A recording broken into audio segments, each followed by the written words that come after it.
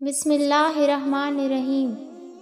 رسول اللہ صلی اللہ علیہ وآلہ وسلم نے فرمایا، جنت میں ایک بالا خانہ ایسا بھی ہے جس کا ظاہر باطن سے اور باطن ظاہر سے نظر آتا ہے۔ یہ اللہ تعالیٰ نے اس شخص کے لیے تیار کیا ہے جو لوگوں کو کھانا کھلائے، نرمی سے بات کرے، تسلسل کے ساتھ روزے رکھے اور اس وقت نماز پڑھے جب لوگ سو رہے ہوں۔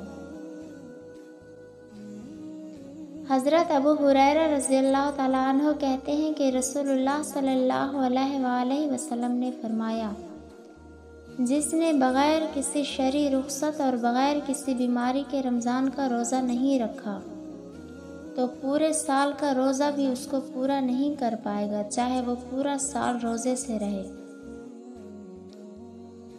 رسول اللہ صلی اللہ علیہ وآلہ وسلم نے فرمایا، جس شخص نے بغیر عذر اور بیماری کے رمضان کا ایک روزہ بھی چھوڑ دیا تو خواہ ساری عمر کے روزے رکھتا رہے، وہ اس کی تلافی نہیں کر سکتا۔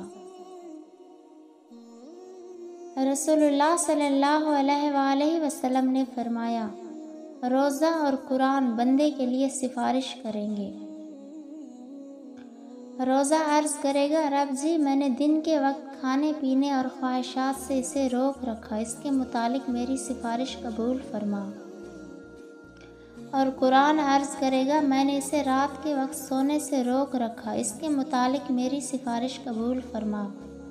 ان دونوں کی سفارش قبول کی جائے گی۔